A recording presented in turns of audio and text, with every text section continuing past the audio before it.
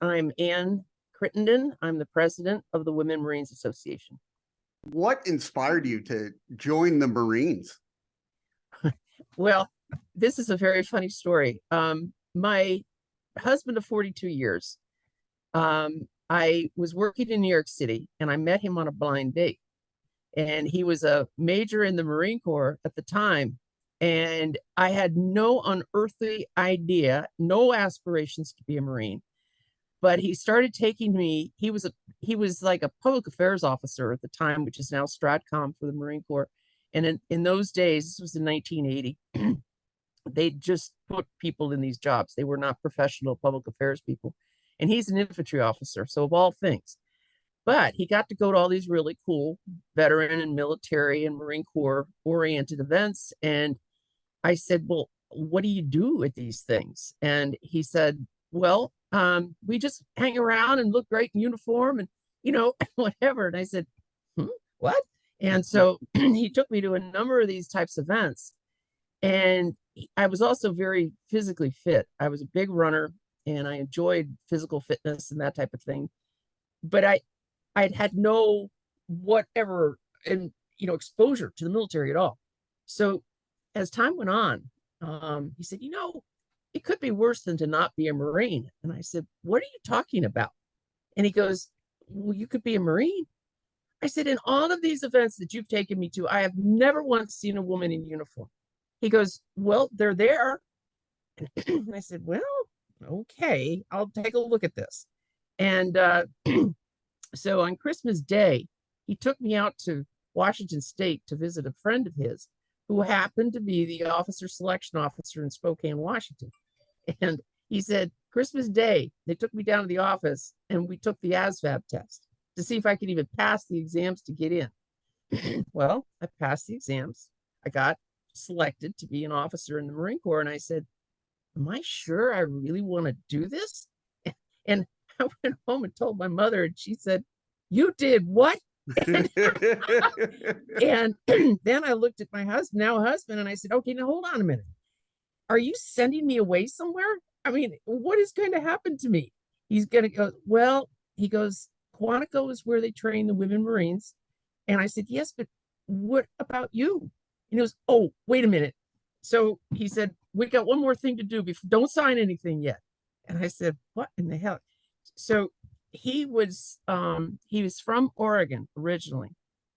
And this is in President Reagan's second inauguration, I believe it was.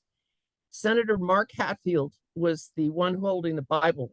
No, he wasn't holding the Bible, but he was standing behind the president. He was the primary coordinator for the inauguration. And Steve brought me down to the inauguration. And this is where I really got the exposure to all of the different military, but he also asked me to marry him that night. So I said, oh, well, now I can go be a Marine. It was very rare to find senior women, especially the lieutenant colonels and the colonels. There was maybe 25 colonels at the time. And when I retired, finally, there was 110. So you can see that over the many, many years that it just grew exponentially, but also the times changed. Society forced the military to include more women. So that, yeah, it was a bit of a lonely experience at times because you just didn't have anybody. And the other interesting part is, think about 1981, post-Vietnam. The military was going through some horrendous times, especially with drugs and alcohol, with the behaviors coming out of the post-Vietnam age, the race issues, things like that. And it was hard to get to know these guys because they were very one-sided. They said, women don't belong here, period. And I said, well, you know what? We're going to keep it. I'm just going to keep pressing. I don't care what you say or what you think. I'm just going to keep pressing and try and remain respectful at the same time. So, because a lot of these senior guys were they wanted nothing to do with women being around. But it gave me an opportunity to kind of watch carefully and maneuver through. It wasn't easy. And sometimes I felt, it might have been a second lieutenant, but there were days I felt like a third lieutenant because I wasn't given those kind of opportunities that the men had. Right. So And I'm sure one of your questions is going to be, what opportunities did you have? And I'll be more than happy to tell you all those of the ones I missed out on because of the timing, things like that. What opportunities did you have? Well, I was an adjutant, which is a administrative occupational specialty for the Marine Corps, which is where a lot of the women landed in the beginning. Matter of fact, that MOS was almost all women up until, maybe about, I'd say 15 years ago. And they started pushing the men into it. They were transitioning them out. So I was at 01, which gave me a lot of latitude because I could go just about anywhere. But I was not allowed into the line units, which are the infantry, the artillery, any of the combat arms. Back in the 80s and early 90s, women were not allowed there. It was all, those were all male units. Um, but I had the opportunity, I was in the operating forces for 12 years before I came out and went to the headquarters Marine Corps.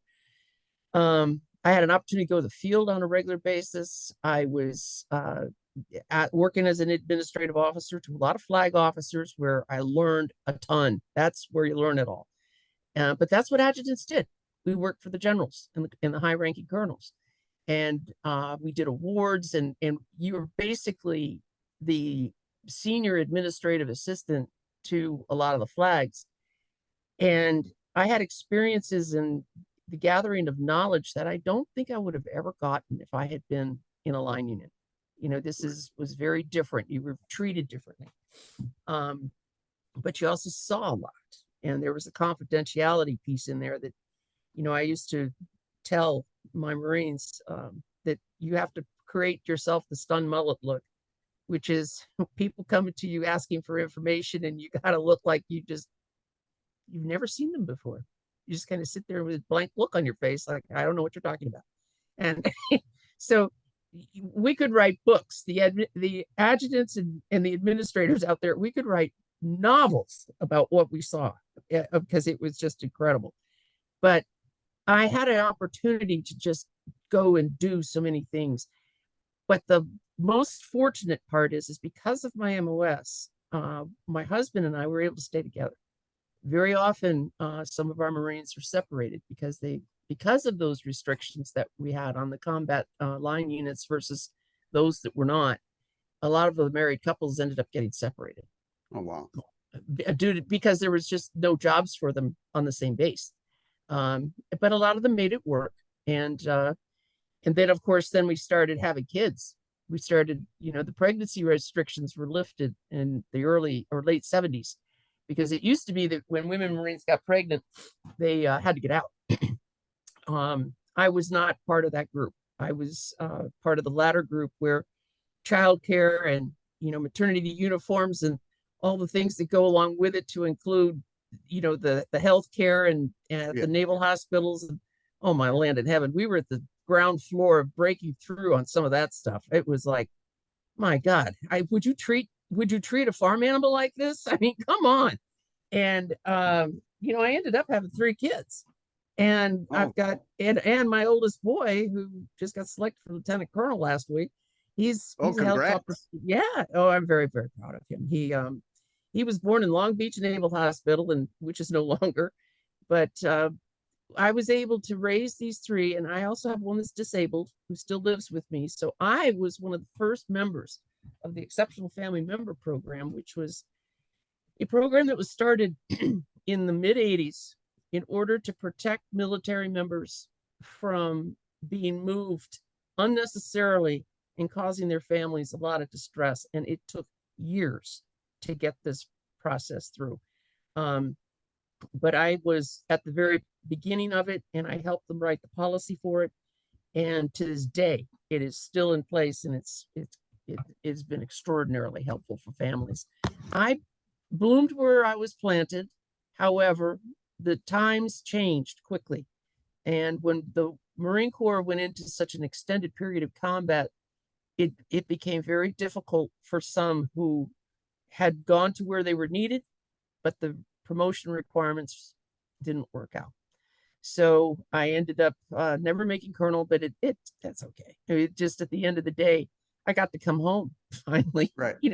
because when I had command down at Lejeune, I went by myself and the kids stayed here. So and then they sent me overseas. Then I got the operational tour. So I went 1 year by myself. And so I was gone for 3 years. And when I came back home, I said, okay, end of the ball game here. I got to throw in the towel. But they said, no, no, we need you to run I'm really pretty much a manpower expert for the Marine Corps. And they said, we need somebody to run enlisted plants. And I said, all right, I'll run enlisted plants, which it was a really fun job. I mean, that I enjoyed that to no end, but I could have done that in a suit, not a uniform. But then I decided to finally say that's enough. And I wasn't feeling too good either, which was weird. So I decided to retire, went in for my 50-year, went in for my retirement physical, and I came out of there with colon cancer. Oh no. So the last 6 months on active duty, I was a very sick Marine. And I fortunately, that was 16 years ago, and I'm still here.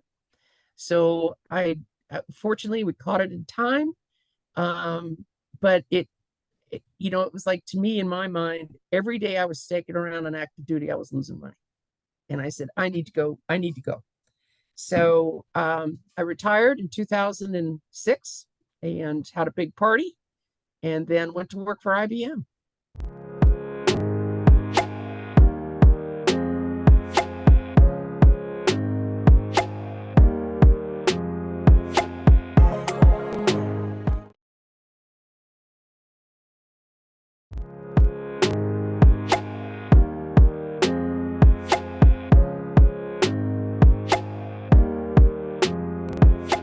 Could you tell me about the Women's Marine Association? Well, we started in 1960. It was originally created as a group to celebrate women Marines themselves, because we've been associated with the Marine Corps since World War I, but we didn't become official as the Women Marines Reserve. But we celebrate our anniversary every year, and we didn't become pulled into the regular Marine Corps until the mid 70s, when we no longer had to be part of the reserves. We became regular Marines. But our mission is basically, I'm just going to read it to you because it's easier. Yeah. Is to preserve and promote the history and traditions of women in the Marine Corps from World War I to the present, and to conduct programs for charitable and educational purposes, promote the welfare and well-being of the elderly, disabled, and needy women Marine veterans, as well as our women currently serving in the Marine Corps, to provide entertainment, care, and assistance to hospitalized veterans and members of the armed forces of the United States. What that essentially means is we do a lot of work with our veterans' homes, especially our Women Marine Association chapters. We have quite a few of them throughout the United States. We have some super chapters, we've got little chapters, but we got gals that are all former Marines that are out there working with the veterans. From a national perspective, I've got an emergency grants fund that someone in need can get up to $1,000 from us to help them out of a bad situation. Matter of fact, we've just provided 4 of those in the last 2 months alone, for any number of different horrible reasons, like lady's house burned down, her car was totaled, her kids were homeless. I mean, it's just any number of things. But yeah, these are things that people donate to us, but we're out there to support them. The other part is, and this is something that I have just now recently instilled, is the Marine Corps, or the Women Marines Association, has never really had a centralized aiming point, is what I call it, or a North Star. Something that we need to have in order to create our marketing efforts, but to ask for support from outside our organization, other veterans organizations, charitable organizations, things like that. And that's the topic of mental health. yeah. And I've done a lot of talking to active duty Marines. I was down at the Camp Lejeune in North Carolina back in December, and I had an opportunity to talk to 62 of them, all in one room, which was a lot of fun. That old man, that put the green back in my heart, Michael. But I asked them, I said, what are the biggest issues and challenges that you guys have on active duty? And it ranged from eating disorders, postpartum depression, PTSD, the ability to go see a therapist if you're having trouble, and the fact that they don't want to do that because of the stigma associated with Right. it. Um, and you name it. Well, when I was driving home, I couldn't put my arms around what it was exactly they were really focusing on, and where the problems were. And it wasn't until I sat down with my marketing team and the virtual that they said, and what you're talking about is mental health. I said, that's it. That is the focus right there. Therein lies WMA. And this is something I started writing to back in December. I want the WMA to become a safe haven for all women Marines. You could come here and be with us. There is no judgment. There will never be any judgment, but we're here to find you the resources you need in order to succeed. And there is no stigma here, by the way. And I was able to find some really great information out there. There's a super article that was written in LinkedIn from Forbes Health that as people make New Year's resolutions, the focus is not on fitness, diet, health. It's on improving your emotional health. Yeah. So that's when I realized that I was on the right track. That this is the right thing for us to focus on. I just finished up the 2023 campaign plan. My goal is to get 5,000 in membership. My goal is to get the member experience going in such a direction that Marines are going to take us on as a organization of choice. I want to continue to press the use of things like Zoom, Teams, social media, to do social networking events with them, to bring up topics of interest to them. We're going to do one in January. We're going to start listing out by month all the different topics, and they're all going to be mental health related. Fitness, in terms of getting maybe certified trainers and fitness trainers and nutritionists and dietitians for 1 hour in the evenings, to pick a different topic every single month. And then we're going to, February is our anniversary. March is Women's History Month. I want to see us get on a trajectory that they're going to want to look forward to being part of our group. And they're going to want to network more, build out our chapters so that we get more participation there in support of veterans. But it's the kind of support that they go to see you physically. I'm not coming out looking with my hand out looking for a donation, but I'm always open to donations. I'm not going to tell you no, I'm not. But increased presence at the expositions. We've got 3 big ones that are all military. This is all military, all service engaged.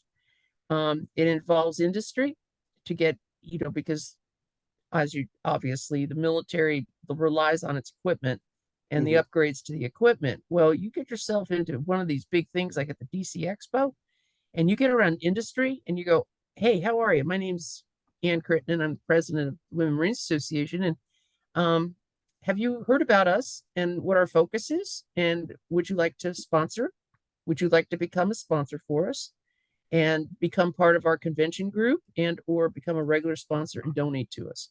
And when you do that, this is what you're going to be supporting, and be able to have a message that tells them this is who we are. We've never had that, Michael. And I want to be the one when I leave office, to say I was able to finally get that accomplished. Yeah. But I'll tell you, I loved every day in uniform. Every day. Now I'm not going to tell you every day was easy, but I will tell you I loved every day. But the experience it gave me, and this is really funny, but I when I look at certain people, they asked me, they said, "And what is your degree in?" I said, "Social work." And they go, "What?" they kind of give me a funny look. And I said, I used it every day for 25 years. Every day.